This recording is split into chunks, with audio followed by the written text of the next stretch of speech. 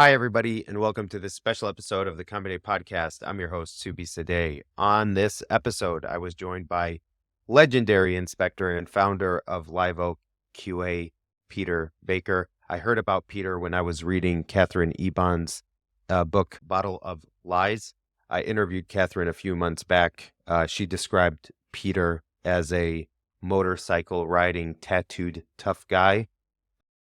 I also looked at Readiness Systems did a profile on YouTube of Peter Baker, and so I was able to see what the outputs of inspections look like. He has done a lot of work around data integrity. We talk about his experience working with FDA, starting from his time in the San Francisco office and culminating in his experiences in international locations like China and India. He talks about the diverse areas he focused in, from food to medical devices, clinical trials, even imports. Peter talks about his inspection methods, how he was a little bit unconventional in how he approached GMP inspections overseas. And he talks about what he found there.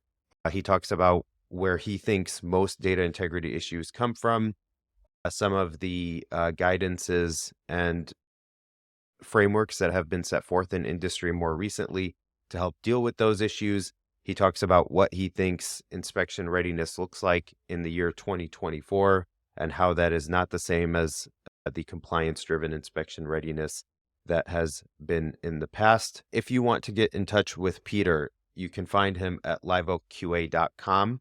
He has a great blog there. We talk about one blog post in particular that I thought was really interesting around addressing unknown discrepancies. And with that, here is the episode with Peter. Hello, Combi Nation. My name is Subi Sadeh. I've spent over a decade in medical device, pharma, and combination product development. Our industry feels complicated sometimes. Drugs, devices, clinical trials, submissions, sterilization, validation, design control, risk management, market access, reimbursement. The list goes on. My goal is mastery, so this podcast is to ask questions I have to people who may have the answers. Each week on the Culminating Podcast, I talk to someone about their area to further understand and simplify. Whether you're a pharma person trying to understand the next wave of products, or a device person trying to navigate a pharma system you're unfamiliar with, or a newbie in both areas, I invite you to listen, and together we can simplify by combinating.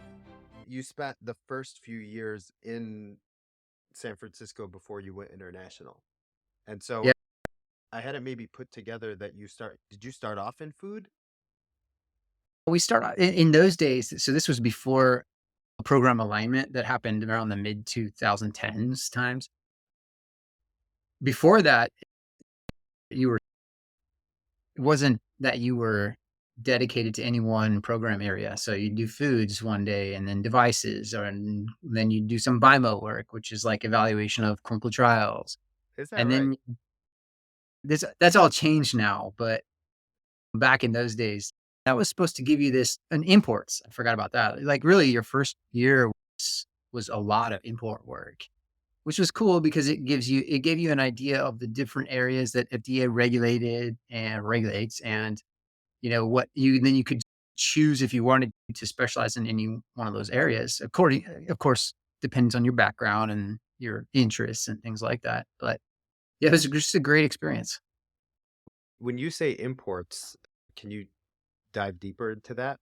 Yeah, it'd be like if some product might be held up by customs due to some issue, labeling examination required, or storage condition would be under question. So you'd go out to those bonded warehouses, examine that stuff, or if it wasn't found to meet our expectations, you would go to the dump and actually witness it being run over by a bulldozer, and then document all that in the internal systems, and just to make sure that products coming in were safe and met the expectations of FDA and other agencies.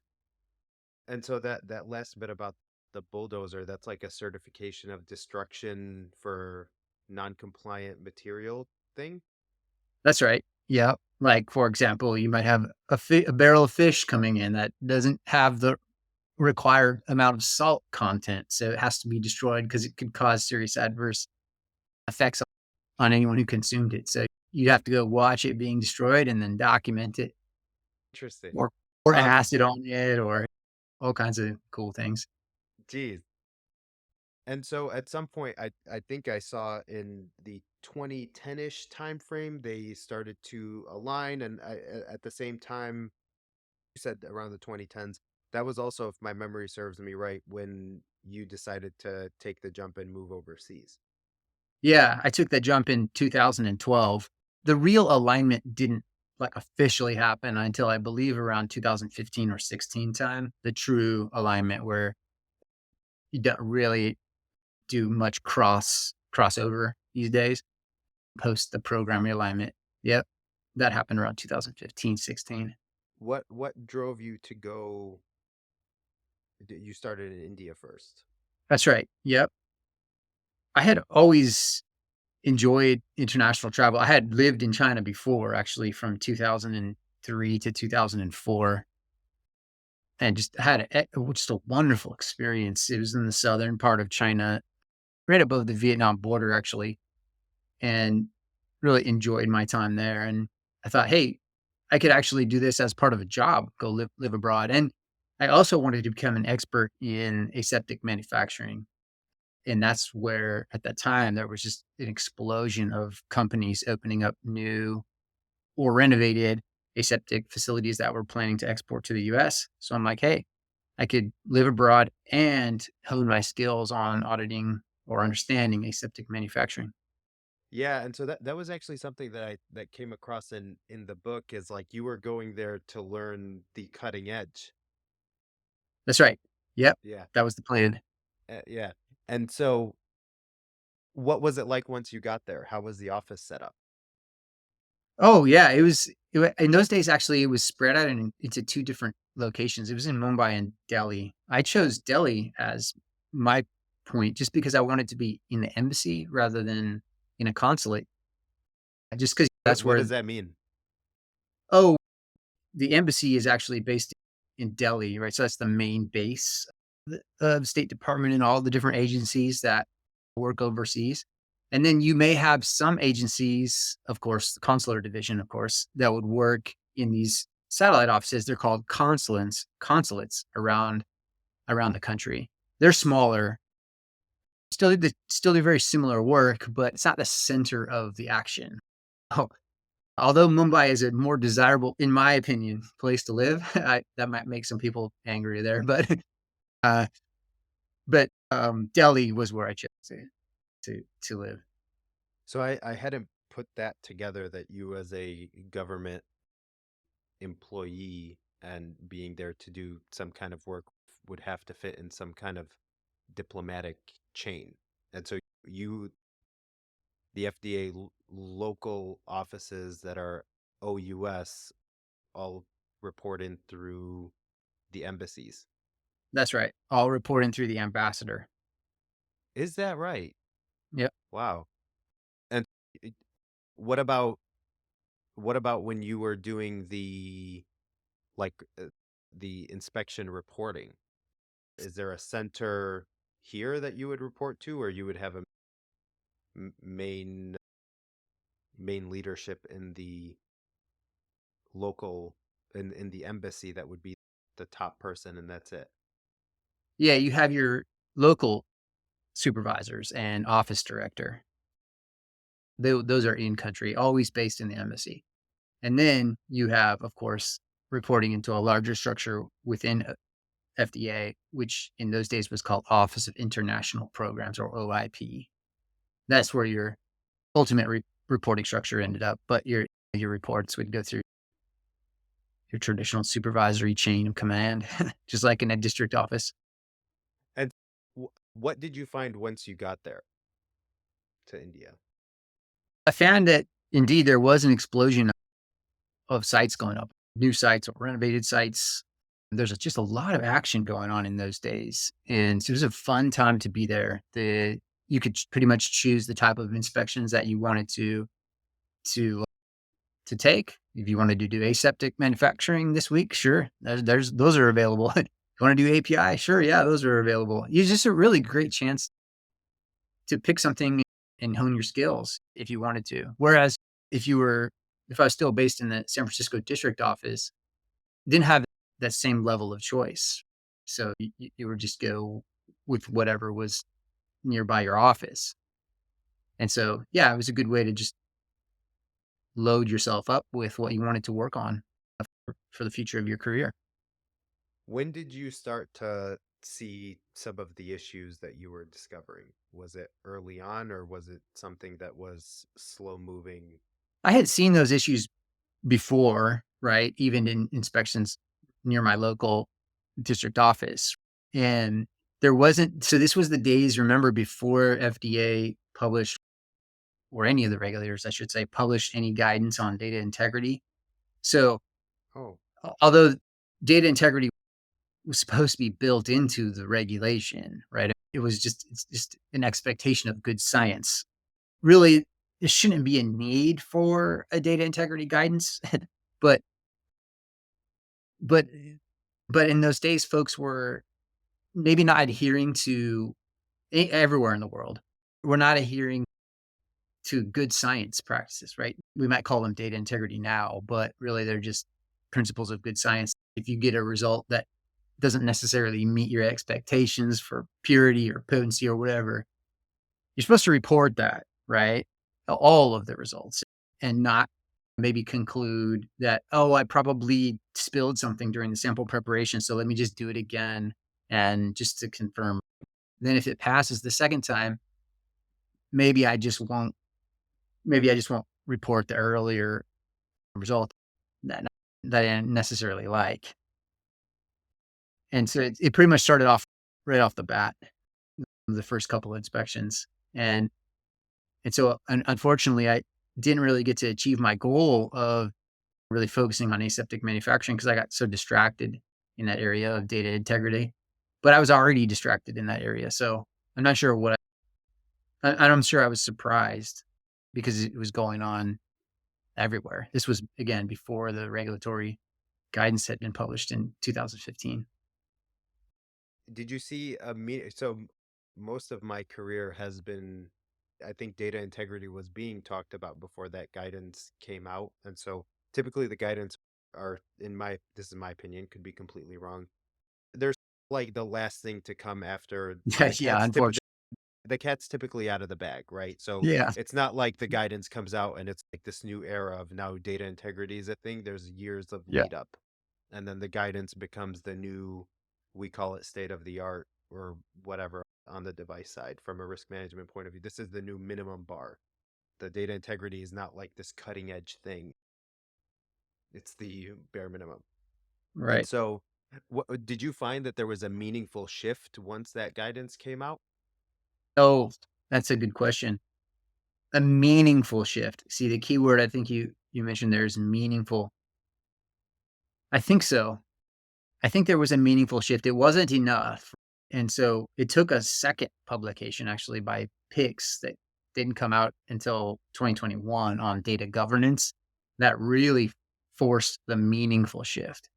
Our first efforts were really just based on AlCOA plus, and these are great foundational concepts, but and I think management thought, well, you just train somebody on how to document contemporaneously, and this will fix this whole DI issue. It won't, right? So training, hard work, best efforts, whatever you want to call it, that doesn't fix problems, structural problems with process design. So data governance steps in now. And this is what's going to force the real meaningful shift that we all need. It's a it's defined as the sum total of arrangements, right?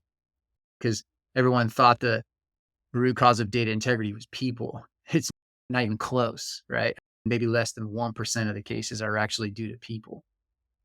99% due to design issues.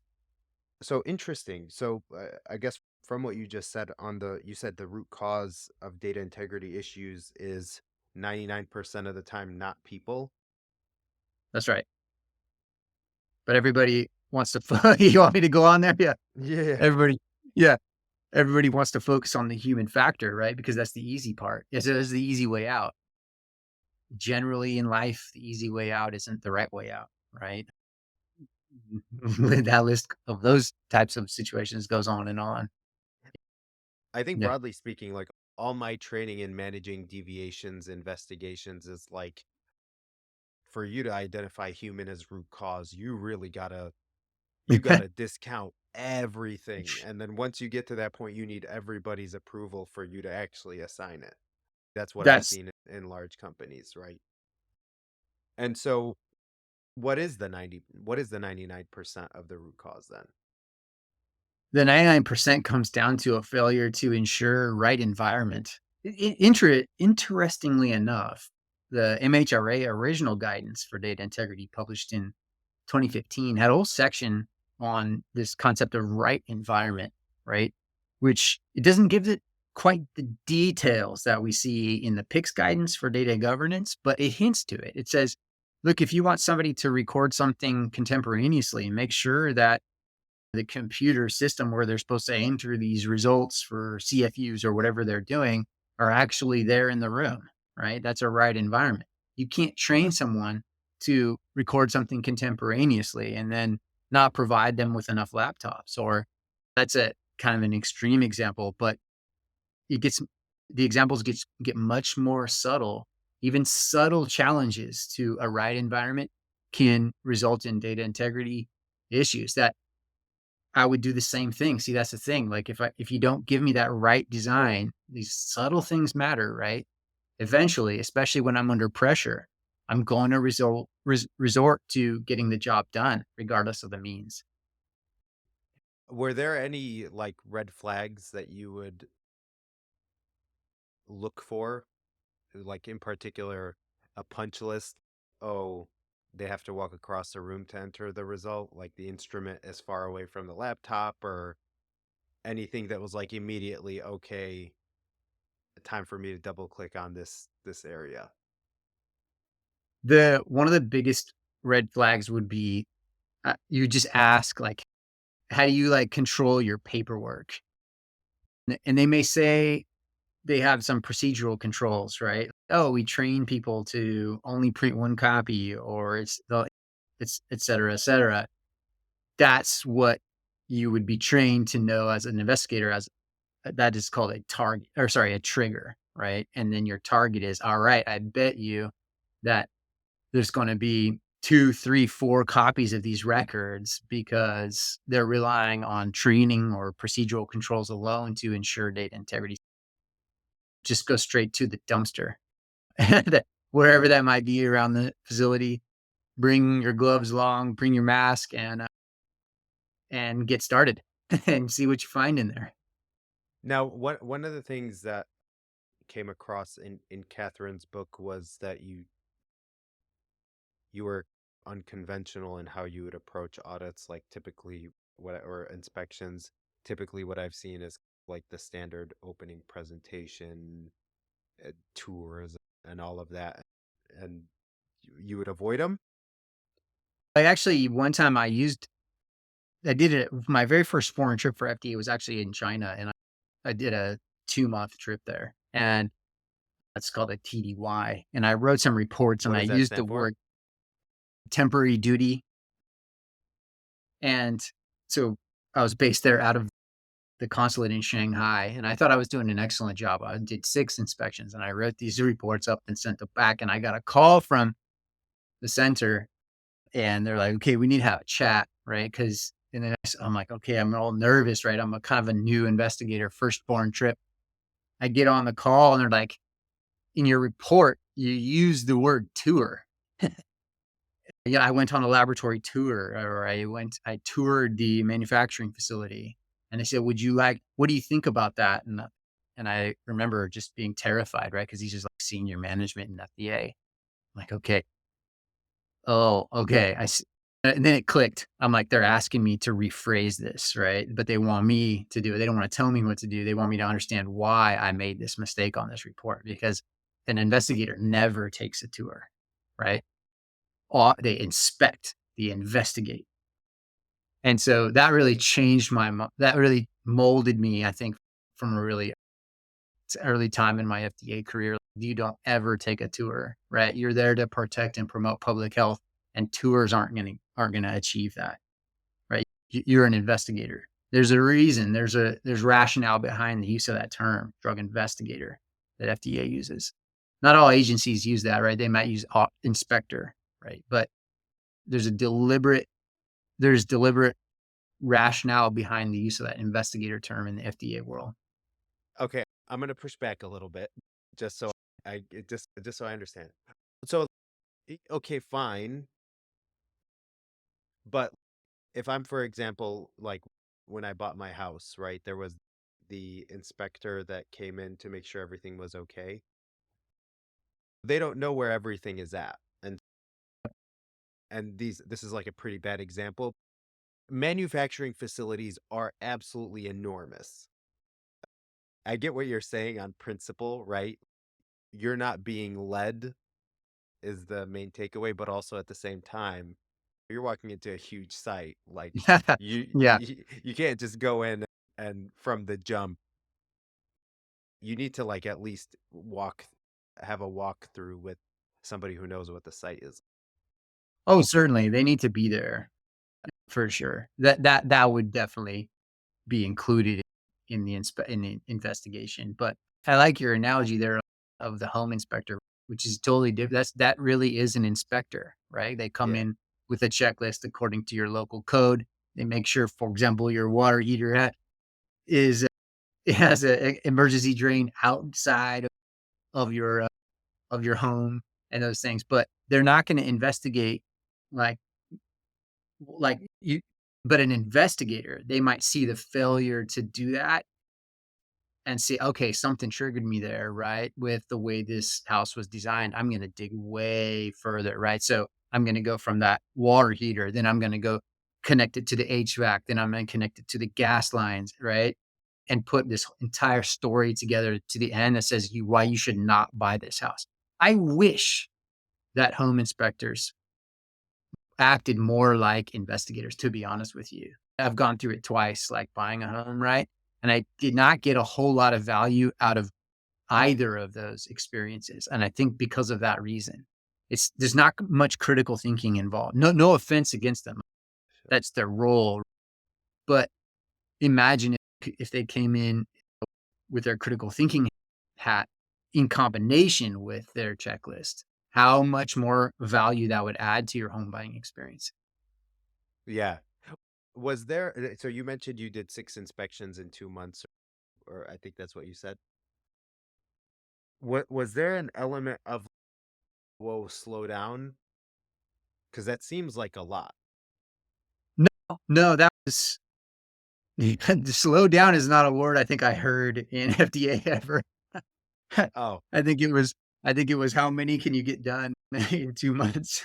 what about because I know that you had like a high warning letter kind of output percentage per, even Redica did a profile on you on YouTube. I thought it was really interesting, but percentages, the findings or the classification or pressing the same buttons and so on. If No, if every inspection that you go to, people are getting a warning letter for data integrity.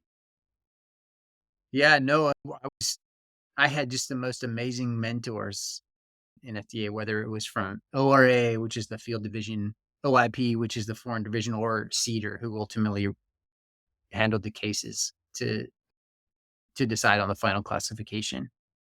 I don't think I got lucky because I think that those resources exist everywhere in the agency. It's just really dedicated, hardworking people that are there. I remember calling because the time difference between Delhi and DC is insane. But I remember calling during an inspection and people picking up, right, in DC, which I imagine was the middle of the night, to Wow. provide guidance on what exhibits I needed to collect, which photos I might need to build this case, or the the list goes on.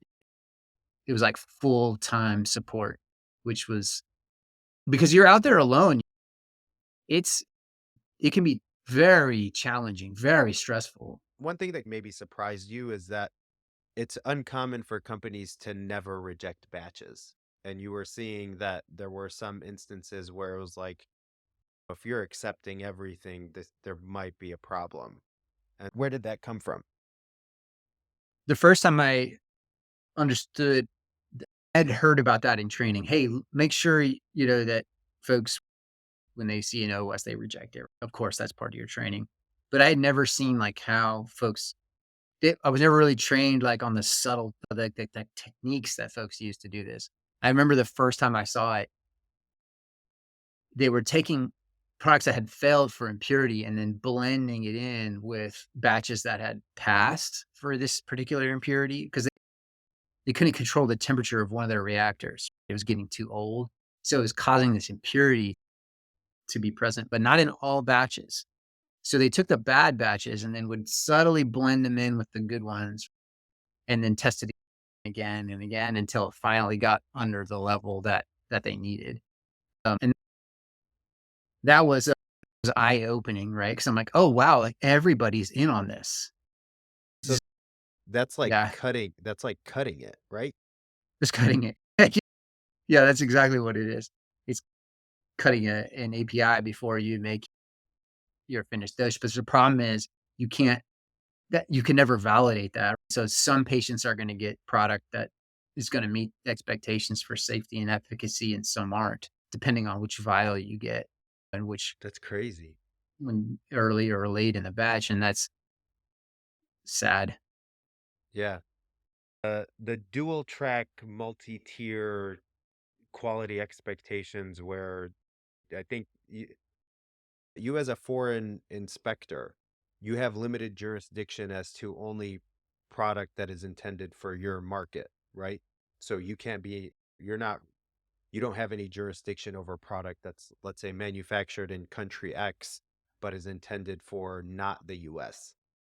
You do have jurisdiction if it's under the same quality system, right? And so you'll see on warning letters, like even today, they'll or especially today, they'll say, "Yeah, we acknowledge that this batch was not bound for the US, but it's the same quality system. So why did you test it in compliance? Provide your response." Yeah, so I would always do that, and I would say those facilities were always interesting to me, and I would go into them, and oftentimes, I'd say 50% of the time, I'd find them secretly manufacturing product for the US because 'cause they'd use a US batch number, right? And then that case would fall apart. It was easy to build those cases because Meaning the case would fall apart because okay, you're reviewing an OUS document, but it's all the same equipment, all the same systems. yeah. You don't have to be a rocket scientist to say you're using the same system and equipment.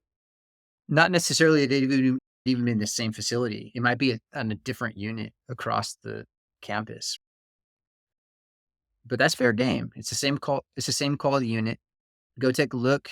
We did, that I think that's probably why some folks thought it was a little bit non-traditional, our inspections that we were doing in the foreign offices, because I think in the old days before the foreign offices, folks didn't really do that.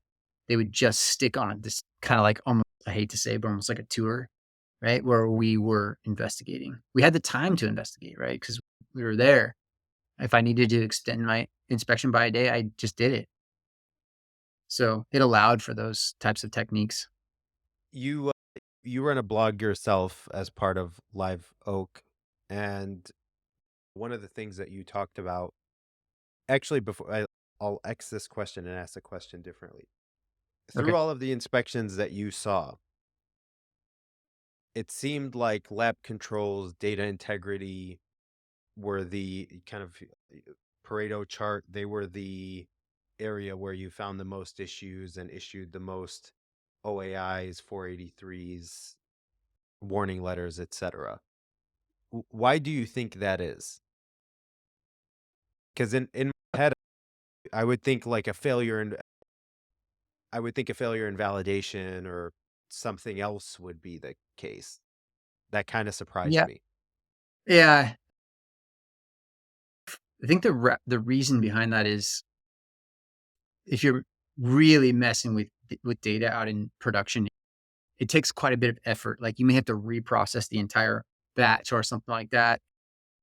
and you're going to create a lot of paper trail, right? If you do that, even if you're going to try to falsify it, you're leaving a lot of tracks in the snow.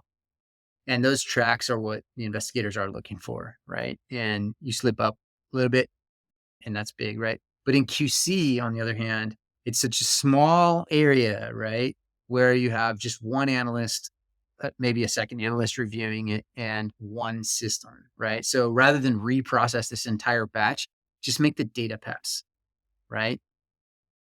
Everyone knows that not really complaints really don't get law.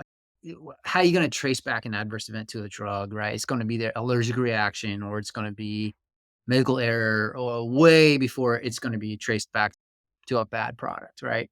So why not just falsify the data in QC? It's easy. It just takes log in as an admin, set the clock back to yesterday, and retest it. That's 10 clicks. I can theoretically reprocess an entire batch, make it pass. So it's just the ease, I think. That's why I focused on QC. It's because people just take the least path of resistance when you're talking about doing criminal activity. They just take the path of least resistance, which is QC. Did you find a distinction between was the spread of the sort of primary citation that you would see in those overseas markets different than what you would see in the US? Not really. It would be this. It was really the same, like testing into compliance. My sample size was just much larger overseas because that's where I was based. Because I mentioned in San Francisco, we were doing like imports and devices, and one of my most interesting cases that I ever did was actually a GLP inspection in the Bay Area. So that's like the preclinical trials, and oh my goodness, the amount of the data was just complete falsified. Sitting in the director's office, and there was a folder on the table called trials, and I'm like, "What's that?" Like, "The clinical trials? Preclinical trials?" He's like, "No, that's where we pre-test the samples before we run the official analysis." I'm like, "Oh, okay, go on." Yeah, and I was like, "Wow, this is Uh, amazing. You're just gonna admit to me that you're doing this." yeah. And so there is a distinction between GMP and non-GMP in this sense that the exploratory cases would be that testing to try and understand what expectations are, but if you're doing something that is GMP or for human use, those kinds of things are unacceptable. Yeah, it's the same for the GXP life cycle if you're talking about preclinical, clinical, or commercial. It's the expectations for good science, which align perfectly with data integrity, are the same. Yeah, because they're all used in the application approval process, which there was a recent court ruling, and I loved the judge said, "This is serious because this data is a clinical trial falsification in Florida." And the judge says, "This data is the cornerstone of FDA approval. And so don't mess with it, basically." Now, you what made you transition to industry? Are you now I a was just consultant? I was worn out. Yeah, just I was worn out. It's a lot of inspections, and it wears you out, like always being the one who's bringing bad news, right? And I thought I kind of want to take a break from that for a while. So I'm going to do something where I just focus on training and empowering people. I I like that because, again, I truly believe that these 99% of the cases are processes, right? So let's fix the processes, right? And stop blaming people for basically being human. So, will I'll eventually go back for sure in some way to the FDA, but for now, I'm enjoying what I'm doing now. Do you do a lot of inspection readiness work? No, No. I do training. Yeah, That's I'm. it. Yeah, I think my inspection days are they're on hold for a moment. But what would you recommend for people prepare? Obviously, every day is preparation for inspection every time. There's that general saying of the next time it's going to be reviewed will be by FDA once you approve a Yeah, document. And so I get that. But what do you recommend in terms of inspection readiness, having seen what you've seen? Is there any, is there any, like, you've been in the front room as the person everybody's trying to present to? Are there some front rooms that are more successful than others? there are, and it's the ones that have transitioned away. You mentioned inspection readiness, right? So there's 2 camps. There's one that focuses on compliance, and then there's another one who focuses on quality. The front room that focuses on quality and the way they present their work to the investigator are gonna be the ones that succeed. In my opinion, that's inspection readiness in 2024 and probably well into the future. Because if you're focusing, and there's a lot that comes with quality, right? Focusing on risk to patient, like where are your sources of variability? Because compliance just says, do you have an SOP? Do you have a training program? As an auditor, right? Yes, I have that. Yes, I have that. Do you have a data integrity risk assessment? Yes. But have you evaluated the workflow? Have you evaluated the sources of variability?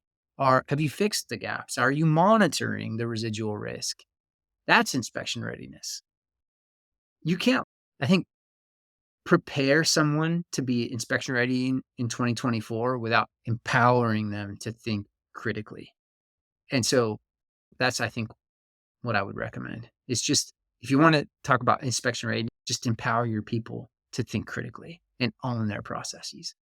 You have a blog on your Live Oak site, and it looks like you put something out like once a month ish, once every couple months, right? Yes, that's right.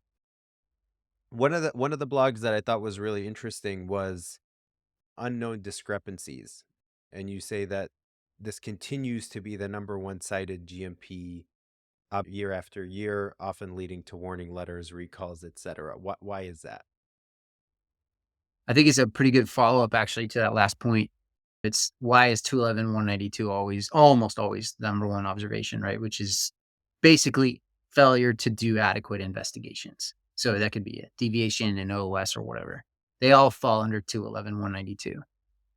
And I think the it's a it's a problem. It's this lingering problem of compliance.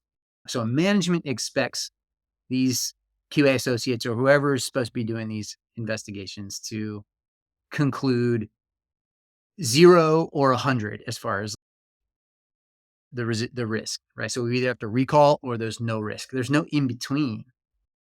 Whereas if we just acknowledge the uncertainty, basically, if we acknowledge what we know and what we don't know, and that generally it's going to be somewhere in between 0 and 100, we can actually come up with investigations that will meet regulatory expectations in 2024.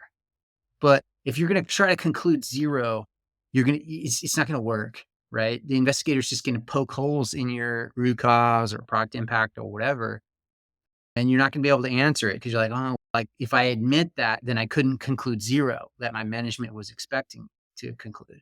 So I Wh- couldn't put that into the deviation. That's When sad. when you say zero, can you walk through that a little bit more? Yeah, like it's management. This, I think it's management's old school management's expectations that the conclusion of this investigation, again, OOS or whatever, is either no risk, which is 0, or too much risk. That means recall, right? And so, but in reality, something went wrong. It was a deviation, right? So there was some increased risk. Otherwise, it wouldn't have been a deviation in the first place. So Yeah. admit that, right? Yeah, you might be outside of your validated processes. It doesn't mean you have to recall the batch. It just means you have to do the work to determine if you need to recall the batch or not, right? Most likely not, right? But you got to do the work. You can't just make the conclusion, oh, 0 risk or no risk. Admit what you know and what you don't know about what happened in the event, and you will always make the right decision. The problem is we were never trained to do that in school, grade school, high school to university, right? We were trained that, hey, if you studied the material and attended the lectures, you can get 100% on the test. Even if you studied extra, you can get 110%, right? But when Mhm. you open a deviation, there's no way you can get 100%, right? Like you're gonna you're gonna struggle. It's gonna be hard, right? There's no right or wrong answer, and we struggle with that, right? Because we weren't trained to think like this. So again, this focus on empowerment of people to think critically, we can overcome this challenge that we have. Yeah, it it's interesting because, a lot of the data integrity stuff I was being trained on as I was coming into industry, and all the stuff that you're talking about now, I don't wanna say almost feels foreign to me, but, like, the idea of applying some kind of pageantry to a deviation just feels, like, crazy. Just write down what happened, who discovered it, if there's a reason that you didn't open it within the day or whatever the time frame that you were supposed to open it, write why. I didn't have access to the system, or I needed to get a certain thing, or the approver was on vacation, or whatever. You don't need to sugarcoat it because at the end of the day, things happen. Just write down what actually happened, though. Love though. I'd never heard that before, and I might steal that from you, Suey. Pageantry that Yeah. goes into these investigations. I think that's a great way of summing it up. It's get just get over the pageantry, man. Just be honest with what you know and what you don't know. Focused on patient safety, and you'll be fine. I think for me, what's helped, it's like I didn't make it. I wasn't the person that was on the line. It takes literally thousands of people to design, develop, manufacture, and so on. And so I think this idea of assigning blame or show me who to fire or whatever, like this idea that Yeah. after an inspection, that's what's going to happen. I actually, there's a really good book called Do Quality Differently, written by two authors, Oh, Cliff Barry and Amy Wilson. One of them they both have worked in big pharma for a long time, and they're like very much against this idea of human error being the root cause of everything. And so I interviewed them, and Amy said something really interesting, that for her, ownership is not falling on your sword or being happy to take blame, and that ownership is when something happens, you're fixing it. And so I see a deviation, okay, unless it's malicious, or unless it's like a true personal integrity issue where somebody was falsifying something deliberately against our processes and so on, then it's like, okay, there's an issue with this product. What is the root cause? Am I addressing it? Effectiveness check, and actually fixing the problem, not assigning blame. Where can people, sorry, one question for you is, what's a book that changed your thanks for life? that book, by the way. I wrote down that do differently. Thanks for Yeah, that. do quality. Yeah. Yeah. What's a book that changed your life? The wager. The Wager. What's it Yeah. about? The thing is, life is hard. Work is hard. We all know that, right? Uh, and sometimes it's nice to read it. Like, so that book, The Wager, is about an incredible story of human. I don't know if the right word is resilience or survival. And it's a good reminder that, like, man, sometimes when things like seem tough, hard, right? That people have gone through things and come out okay on the other side. It's amazing what we're capable of as humans, right? That book really, I think, puts it in perspective. And it's a story? It's a story, yeah, true story of a ship. It's the 1600s, right? That sailed not with good intentions. That's the problem. It was going to go steal some gold from Spain, but ended up Oh, getting shipwrecked. And it's a new book, I think, released in 2023, and it just is an incredible story. They get shipwrecked, and it's the trials that they went through, just insane. And then I just from time to time remember that when I'm like, man, I feel really challenged right now, or I feel like this is tough. Like then I'm like, man, I can get through this, right? I can succeed because people have gone through some really challenging things in life and come out on the other side. Okay. every I run, and I've done triathlons and stuff like that, and One of the things that I really like is run the mile you're in, as just a mindset like this mile will end. The every storm runs There out of you go. rain. Those kinds Yeah. of things really resonate very well with me. Where can people find you, Peter? Oh, you can find me on LinkedIn, of course, and www.liveoakqa.com. Thank you for coming on to the show. This was awesome. Thanks for inviting me. This was a lot of fun.